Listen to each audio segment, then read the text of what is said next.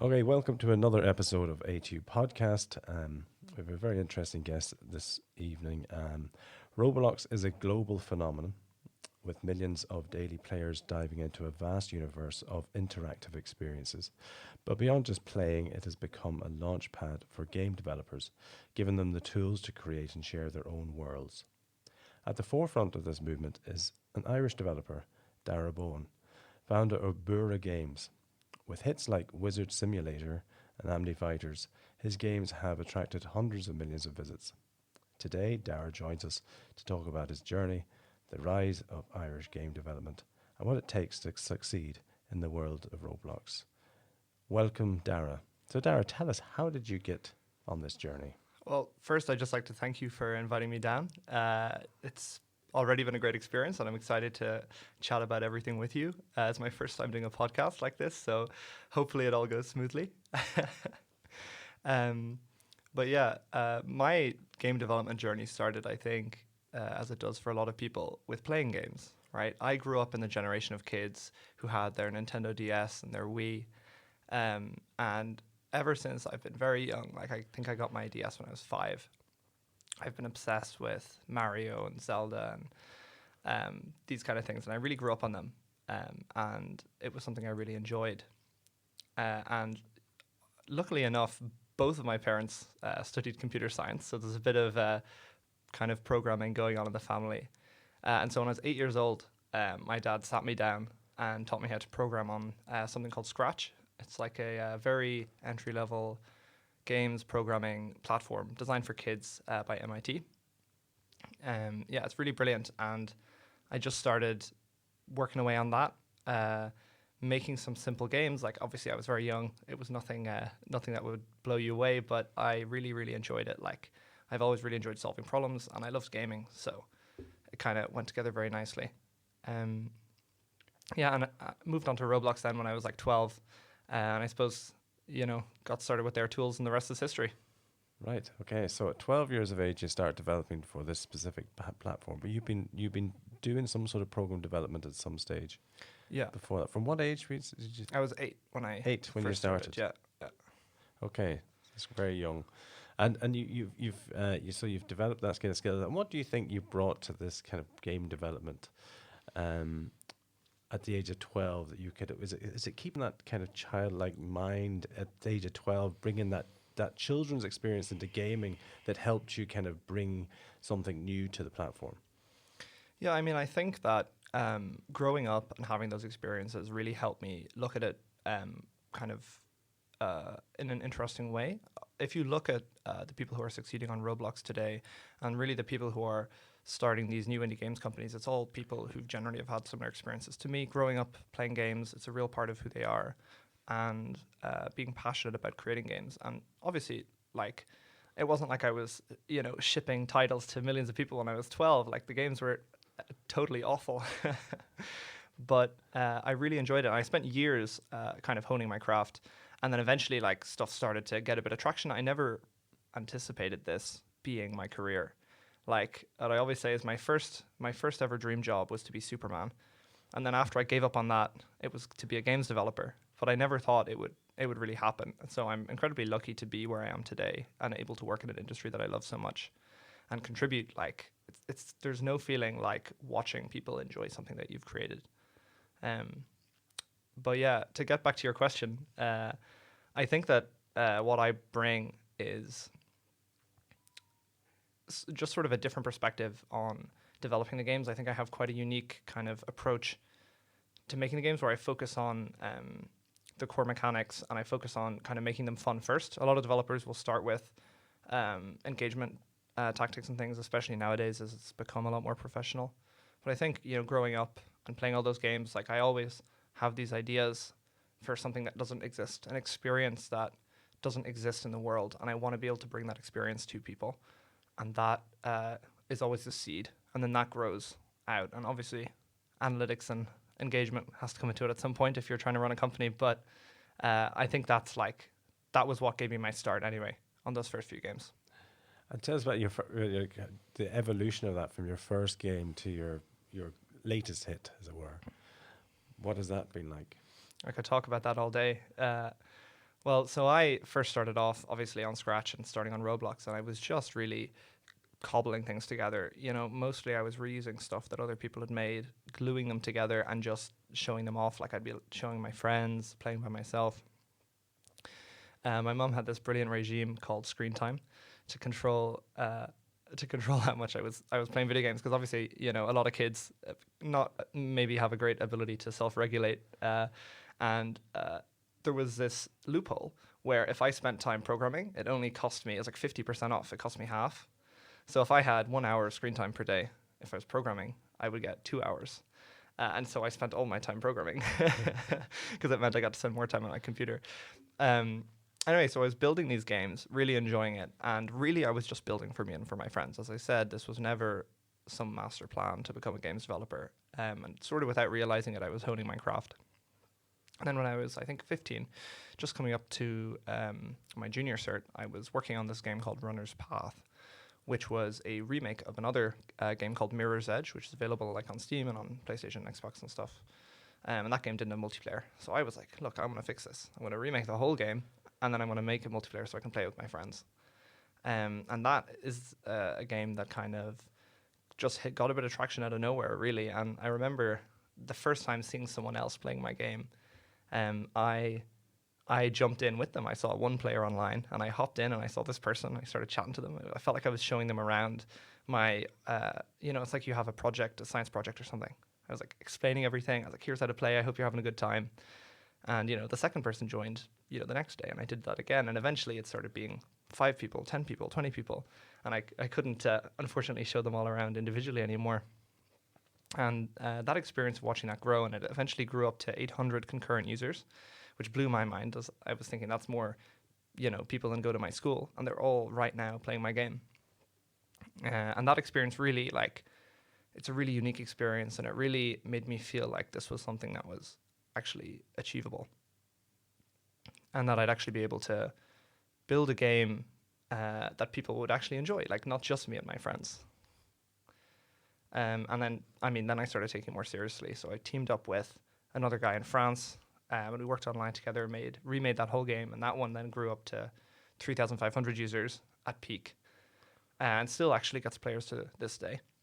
And that was brilliant. I think it's got about 17 million plays to date, and that was just incredible as well. I built that all the way through TY. And then after that, I teamed up with my still longtime collaborator. His name is Andrea. He's in Croatia. And we teamed up then for my next game, Wizard Simulator, which is what I generally classify as my first commercial success. And that one actually peaked at the number 2 spot on Roblox in the whole world, with 39,000 concurrent users, which, I'm not comparing it to my school anymore. I'm suddenly comparing it to the entire town that I grew up in. And that was amazing. And it's just sort of scaling up. We started bringing people on board to help. Every title kind of pushing more what we could do, trying to kind of rethink things and push the limits and iterate on the formulas that we started to develop. And that kind of culminated in what is still my most successful game, Anime Fighters, which peaked at 250,000 concurrent users, which was Wow. Absolutely mind-blowing.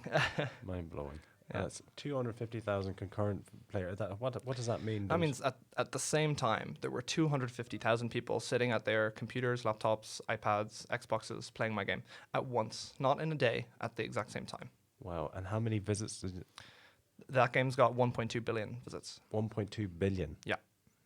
Good God. And that's an incredible achievement. And Thank you. And so how does that feel then when you think that there's at one time 250,000 people, 250,000 people around the planet playing your game at once, and 1.2 billion have visited, taken time out of the day to play your game? How does that feel? It's really an incredible feeling. I think that anyone who's ever released a game will be able to relate to me when I say this, but watching the game grow, watching more people enjoy it, watching positive reviews and ratings come in, seeing YouTube videos being made, this is the stuff that I grew up on. I grew up idolizing these game developers and loving the things that they created, and seeing other people get that same experience out of something that I created with my hands, something that I, ideated, something that I iterated on, blood, sweat, and tears for months and months. and then it works out. Like there's really nothing like it. It's incredible. Like I feel blessed. And how do you come up with these games ideas? What's the process you go through from conception to delivery? I think that no game. The first thing I'll say is that no game ever starts off the way it actually gets released. At least not for me. My process really involves revising, redrafting, oftentimes rebuilding core parts of the game. Each game, though, in terms of that initial seed, can be quite different. It's often, at first when I was just building the games for fun, it was often whatever I was interested in at the time. I was playing a lot of Mirror's Edge, and I wanted to play with my friends, so I started building that. But nowadays, it's more like for the last few years, a lot of it has been iterating on the formulae that we've already established. Like we have an established fan base and community, and there are expectations around that. They kind of expect certain types of games from us. So a lot of it in the last few years has been a little bit less exciting, at least creatively. And that's something that we can talk about maybe a little bit later. But it's been a lot of iterating and refining formulae, and also looking at how we can incorporate new things, like keeping it fresh while keeping the fundamental things that people enjoy the same. And do you sit down first of all and do up a storyboard or kind of an idea, like on a main character or No. the blocks? So we start with a feeling that we want to invoke in the person playing the game. Is this a feeling of, working hard and achieving something and feeling like you've got somewhere? Or is it a feeling of like mastery, of skill? Is it a feeling of conquest? Is it a feeling of discovery that we're trying to create? So we always start with that feeling, and we have some vision of how we get that feeling. Like sometimes a game could start from an idea of, look, I want to be able to slay a dragon, and I want it to look like this. How are we going to build a game that makes somebody feel the way I imagine that feeling? Does that make sense? Yeah. Yeah, we always start there, and then you kind of build it out. And you play a lot of similar things. You take inspiration from different areas. Okay. So the starts off with a feeling, which I was not expecting at all. I thought it would be some sort of. I think everyone's process is storyline. different. Yeah. We don't do really story-based games. It's much more. I'm very gameplay focused. I think there's generally two types of game developers. There's people who are trying to use video games as like an interactive storytelling medium, like an interactive book or movie, and then people like me are more interested in the actual mechanics of what does playing a game look like and what makes something fun. And generally, if there's any narrative in my games, it's very light. If you ignore it, you're not missing much. I'm no writer, but the actual gameplay, can be very engaging and fun. Okay. And so from that part, then once you get the feeling and all the rest, you start getting the look and feel of everything that you need to put into the game, and then the programming, the design starts. Is that right? Yeah. So we always start, the first thing you do is you build an MVP. So you take a section of the game and you try to build it out as quickly as possible. Like usually we try to keep that process to only a couple of days, maybe a week, and build the very, very core mechanics. So say if we go back to that idea of slaying a dragon, we might make a dragon, and we were going to do it quick and dirty. It's not going to be a good dragon that we'd ship, but something that vaguely resembles a dragon, something that vaguely resembles a sword, and then something that vaguely resembles a battle against a dragon. And we play it and we say, was that fun? Because if your game isn't fun, even if all the assets are totally rubbish, then your game isn't going to be fun after you polish them. So there's no point spending months on something and realizing that it's actually rubbish, right? You have to build an MVP, and you have to actually hold the game in your hands and play it, even if it's just a small section, and even if it's not fully representative. You need to see if it evokes that feeling that you were going for. Okay. And what do you think makes a game successful and unsuccessful? That's the $1 million question, right? I think that anyone who gives you a confident answer to that question is either Dunning-Kruger effect, or they're trying to sell you something. There is no golden ticket, and I've released games that haven't performed well as well. I think there's general principles, like you want your game to be fun. It can be quite different on Roblox compared to other platforms because there's different behaviors in the players. But like the fundamental thing is you want to make the game fun, and you want to give them a reason to come back. And if you do that, then your game will succeed. Okay. So if you were giving advice to any up-and-coming developers, what would you give it? Ooh, that's a good question as well. I think what I'd say is there's no rush. Start building something that you would want to play.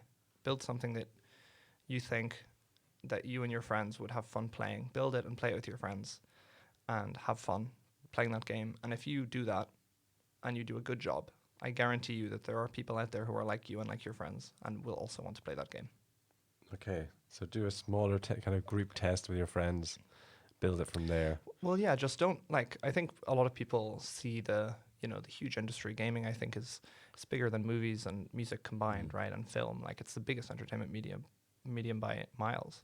People see all this growth and see money, and some people see get dollar signs in their eyes and think this is going to be easy money. And I don't think that you can generally succeed in gaming doing that. And well, you can, but it's going to be very, very hard, right? Like you could do anything if you work hard enough. And you just care about money. Eventually, you might get somewhere. But if you want to engage with gaming in a way that you can really create something amazing and engage with it in a way that you can enjoy and you can grow and learn, I think that building something that you're excited about is the most important thing. Because if you're excited and you do a good job, other people will be excited. Now, your own company coming through this again is. You started off just yourself and another person. Croatia, was it? Yeah, Andrea, yeah. Andrea. And where are you at now? What's the size of the team? Is it like a team per se, or is it just collaborators throughout? Yeah, so it's quite interesting because Roblox is very online, very international, and very, very dynamic and fast moving. So, like, we don't have a single other developer in Ireland, right? We have a few in Croatia, some in the States, some in the UK. Like, we've guy in the Middle East. We had a guy in Pakistan for a while. Like it's incredible. So it's not really feasible to like have people as like formal employees. It's also very, very normal, and we run our business this way as well to like scale up and scale down based on the projects. So it's more like you can think of everyone who works on Roblox professionally is a freelancer pretty much, and they jump between. They might be working on 3 projects at the same time. So right now on the projects that Bura is working on. Which I will say I'm not actively involved in the development of these projects right now because I'm kind of focusing on other things this year.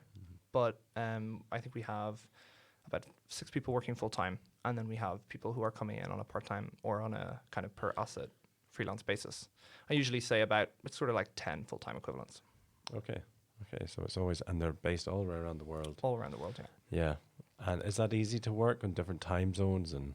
No. That's one of my biggest gripes. Like, while I love making games, I'd really love to work with people in person, and that's one of the things that I'm looking at this year. Like, it's a big change for me this year, and I'm kind of moving into a new phase of things. And I would love, like, within the next couple of years, to be able to establish something in Ireland, like just a few people. You don't need a big team to build a Roblox game. But like, I'd love to release a game, go for a pint afterwards. You know what I mean? Like, it's not as much fun when I'm alone and my nearest colleague is 1,000 kilometers away and I'm having a pint in my apartment. Like, yeah. I'm glad to see your priorities. Absolutely. Like, yeah, I'm still Irish. And if you have, and it is important that kind of face-to-face interaction and teamwork and all the rest. It's hugely important. Do you think the Irish gaming market? Is it strong, or does it need a lot of work? We punch way above our weight. And I don't think people really realize. Like, we know it's the Isle of Saints and Scholars, right? And we know that there's great poetry here and acting and stuff. But actually, there's a pretty great games industry. There's a lot of games companies in Dublin. There's a few have moved over since Brexit, like moved over from the UK. And we have some real like legends. Like we have Romero Games in Galway. That's the guy, he invented first-person shooters, you know? Call of Duty and stuff. That's all descended from the stuff he did, and that's like, we actually really have some great people here, and there's great industry, and it's growing a lot. There's new legislation that's come in recently to support games. There's grants, brilliant stuff. Like, shout out to IMERT, that's the Irish Game Development Union. Okay. Yeah, like there's actually a lot more going on than I think people realize. It's sort of like stealth, but yeah, there's hundreds of people, or even thousands of people working in the Republic on games, and in the north there's loads as well. Yeah, it's great to see. And so for students out there listening to this now, who might be interested in getting into game development, is there any advice you'd give them? Or I'd say I'd give pretty much the same advice, right? Like, if you think that this is going to be just quick, easy money, that's not really a good reason to get into it, and you're gonna get a rude awakening. If I had had to spend those years learning and it was all in aid of my end goal of becoming a professional game developer, that would have been very hard. But I was always just focused on what I was doing that day. There was no 10-year plan. There was only, I'm interested in doing this. And I would spend a couple of days and I'd learn something and then I'd do it again because I really, really loved it. And I think that's the easiest way to get into it. I would say that it's a lot more accessible than people think. Like Roblox especially, I'd encourage people to look at it because there isn't that much awareness. Like I know I believe there's a game development course here. And there's game development courses all over the country, and most of the focus is on stuff like Unity and Unreal. These are very established game engines, but they're quite hard. Like Roblox makes it very easy, and you can still build high quality games. You can still build commercial projects and it's just a million times easier. So I'd say, like, if you're interested, give it a try. Don't expect results overnight, but it's much easier than people think, and it can be much more fun as well. Okay. And keeping up with all of that, and do you find yourself like being torn between what your passions and then what the industry requires? Absolutely. How do you compete with that? I think that I think it's a careful balancing act, and I think that that's one of the things that I haven't done as well as I have wanted to over the last couple of years, and that's part of why I'm kind of changing tack now coming into 2025.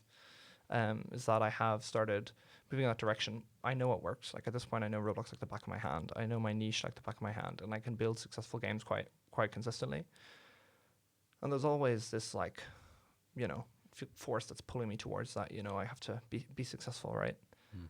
But there's also much less joy. Like, don't get me wrong, I still absolutely love what I do, but it's different when it's a hobby, and it's different when you're building something that you're really excited about.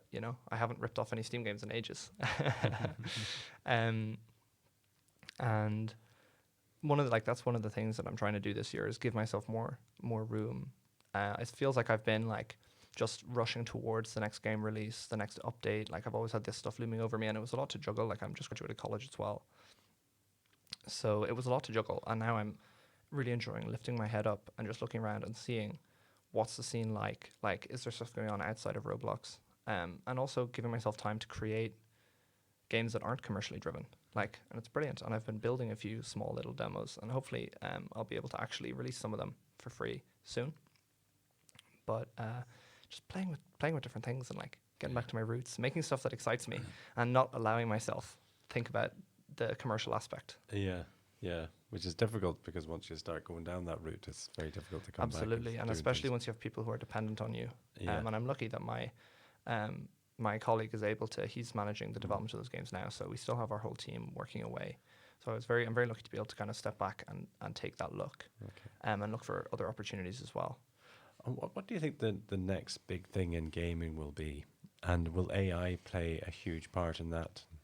Will it affect jobs within the gaming industry? I think the next, I don't know if I'd call it the next thing, but the current big thing in gaming, the big shift is UGC, right? It was mobile 5 or 10 years ago. UGC is what Roblox is. It's these platforms where the people who are on the platform are the ones who are making the games and the content. Fortnite Creative is another good example. Minecraft servers, these all fall under the umbrella of UGC. And that's kind of the big thing. That's where the growth is. Like Roblox has more users than PlayStation and Steam combined. Like, it's this huge platform. That's where the kids are these days. That's what people are growing up on. They're not growing up with a Nintendo DS anymore. They're growing up on Roblox. And I know as many people realize that. And so you're saying is that with the PS5s and all the rest, is that they're less popular, more young people are involved in these Roblox type it's not even close. It's not even close. Yeah, I don't have the numbers with me now, but Roblox is the biggest games platform in the world. Okay. And why do you think that is? I mean, you think that the difference between the graphics and the emergence of the technology would far outstrip that of the likes of Roblox, but you're saying no. I think there's 3 reasons why. I think the first reason is pretty obvious, is that it's free. So anyone can play Roblox. You don't need to pay. You need to pay quite a good bit of money these days for an Xbox or a computer. So that's one reason. The second reason is that it runs on everything, right? So they're kind of cheating. You can only play a PlayStation game on a PlayStation, but you can play a Roblox game on a PlayStation, an Xbox, a phone, tablet, PC. You can play them in a VR headset these days. So that gives them a huge advantage as well, like the accessibility. And the third thing is that the players are the creators. There's 50 million games on Roblox. 50 million, right? There's only, I think, 3 million games on the App Store. Okay. Because it costs $100 to put something on the App Store. And you have to get it certified and everything. And anyone can create a Roblox, which means that you have all of the new things. It's so much quicker, right? New trends blow up on Roblox before the rest of the industry even notice that they're there, right? So you have this huge, like, almost meritocracy where what the people want is what rises to the top. And it happens very quickly. So kids are like, why would I wait around for the App Store developers to come up with something good when there's 10 new things on Roblox that I can play in the same amount of time? So yeah, I think. How do you commercialize that then from yourselves as a developer? Do you get like a streaming slice of the pie, or do you get is there in-app purchasing or? Yeah, so the way that I always describe it is that it's quite similar to YouTube, right? So when you look at YouTube, there's obviously a YouTube company, and there's people who work there and build the infrastructure, but then there's YouTubers. They don't work for YouTube, they work on YouTube, and there's a revenue split arrangement. So it's the exact same on Roblox. There is a company, there are many, many people who work there and build the platform, the website, but I am a Robloxer, as it were. So I work on Roblox, I'm not employed by them, but there's a revenue split based on what the games generate, and our revenue split is not quite as good as what they have on YouTube. Roblox take about 75% of the revenue, which, you know, is not ideal for me, but they do provide a lot more as well. So you can monetize your game any way you want, basically. You can sell it, although I wouldn't advise that. Generally, free is better. And then there can be in-app purchases, there can be subscriptions, and then you split that revenue with Roblox. Okay. So there is a possibility of making money out of it. Yeah, take a guess. How much the top 10 developers on Roblox, how much do you reckon that they make per year, like on average? Top 10 developers. The top 10 developers, yeah. Oh, I'll go $500,000. $27 million. What? Per year, yeah. The top game makes over $100 million per year. Like, it's serious money on Roblox. $27 million is what the average top 10 developer make. Is that all of them, or? Yeah, each? that's the average each of them. Each of them. Yeah, the top 10. Wow, are you in the top 10?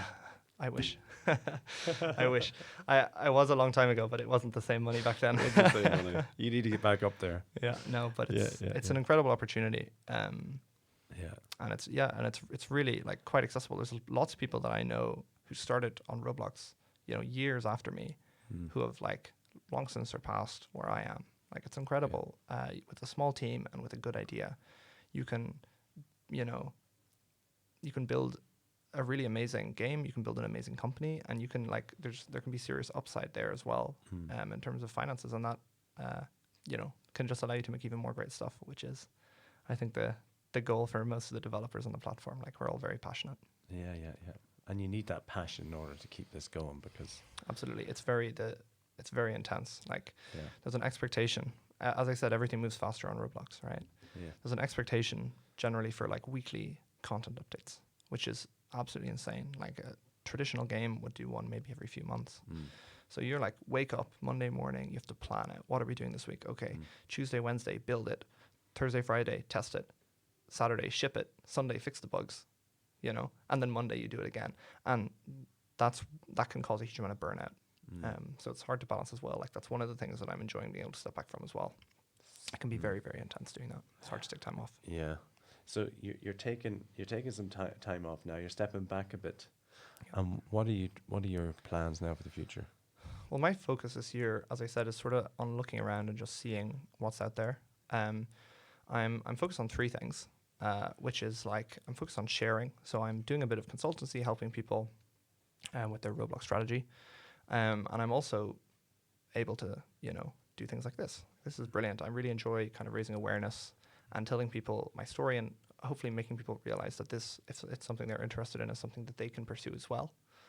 And giving talks and that kind of thing. I'm also focused a lot on learning. Like, I've started working in Unity and I'm building my actually my next game, which is just a small game, as I mentioned, in Unity, just to see what it's like and really get my hands dirty, because I know Roblox and I know Unity, but until you really ship something, you don't know it. So learning a lot about that, and I'm also learning a lot like by working with these companies. Like I know a lot about Roblox, but they know a lot about project management, which is something I've struggled with personally, and that's been brilliant. And then the last thing is also, as I mentioned, kind of getting back to my roots in terms of creativity, re-immersing myself in that that creativity and kind of lighting that fire within myself, that spark that I wouldn't say it's gone, but like I certainly haven't been fanning it as much as I would have liked for the last few years. So I'm enjoying just like creating, Okay, yeah. Well, it sounds a very exciting few years ahead, and I hope and you do and make that top 10 and come back. Me too. Come back to see us. Yeah. And you won't be on a train this Absolutely. time. You'll be in a private jet. The private jet down, yeah. Yeah. Well, listen, I wish you all the best, and I want to thank you for taking the time out to come here today. It's been an absolute pleasure having you here. Thank you very much, Dáire. Thank you so much. soon. Thanks for inviting me down, and shout out to the food court. Good stuff.